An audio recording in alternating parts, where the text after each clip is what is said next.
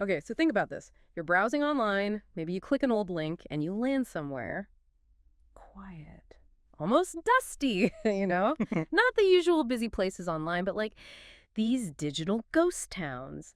Old domains, nobody renewed, blogs silent for years, shops with nothing on the virtual shelves. But here's the interesting bit. The sources we looked at are saying these forgotten spots aren't actually worthless. Not at all. So in this deep dive, we're going to unpack what these abandoned digital properties really are, why they apparently still have value, and, well, how people are actually finding them and flipping them.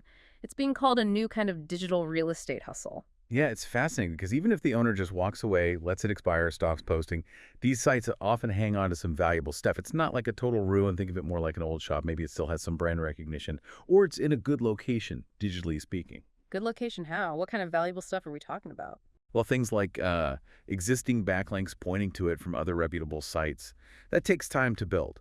Or maybe it still gets a little bit of organic traffic, people searching for old topics. Sometimes they even rank for certain keywords, maybe ones that aren't super competitive anymore. Right, so they're not completely dead, just neglected. Exactly. They just need someone to see that potential and, bring it back to life. Okay, so how do people find these? It's not like they're listed somewhat obvious, are they? Sometimes. But often it involves searching for domains that have recently expired or using tools to look for sites that, well, show signs of neglect but still have decent metrics. Things like domain authority, which kind of hints at the link power they've built up. And once you've got one, say you bought an expired domain, what then? Just slap some ads on it. Yeah, not quite that simple usually. First comes the cleanup. You got to clear out any spam, fix what's broken, maybe give it a bit of a design refresh, make it look current. But you often keep the original topic or niche. Keep the niche. Okay. Yeah. And then, Then you reactivate it. Add good, relevant content. Something fresh that fits, that helps bring in more traffic, or maybe capture the traffic that was already trickling in. And then you start thinking monetization, affiliate links, maybe Google AdSense, perhaps selling a related digital product. turning that trickle into actual income. That's the idea. Or there's another angle the sources mention. Oh, yeah. What's that? Sometimes people buy these old domains, especially ones with strong backlink profiles, purely for the SEO value, Meaning, meaning they don't even rebuild the site.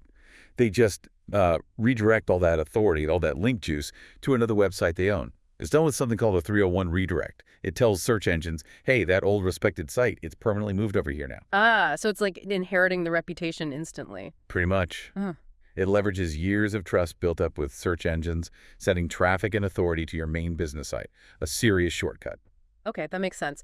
So where does this buying and selling actually happen? You mentioned finding expired domains, but what about active, just neglected sites? Right, there are specific marketplaces. Flippa is a big one. Lots of variety there. Small sites, bigger ones. Then you have places like Emire Flippers. They tend to deal with more established, profitable sites. Good place to see potential values. And interestingly, a lot happens in private communities now too, like Discord groups or special forums. So sort of like the MLS for digital properties. Kind of, yeah. Yeah. That's a good way to put it. Yeah. The new digital MLS. And do you need deep pockets for this? Is it like buying physical real estate? That's the key point from the research. Not necessarily. It seems pretty accessible.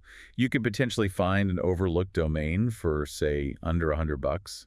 Fixing it up might just take your time and skills, not a huge investment. So you could theoretically buy cheap, fix it, flip it for maybe $500 to $1,000. Or more, yeah. Or just hold on to it for some passive income. Mm-hmm. It definitely lowers the barrier compared to like opening a physical store. So while everyone's talking about AI this, crypto that, there's this quieter thing happening. People finding value in the web's dusty corners, building little income streams without warehouses or inventory. It's purely digital cash flow, built from stuff others forgot about or didn't see the value in. It really reframes those abandoned sites. They're not just digital junk. No, they can be real opportunities if you know where to look and what to do. The sources definitely paint a picture of like buried treasure. It makes you think, doesn't it?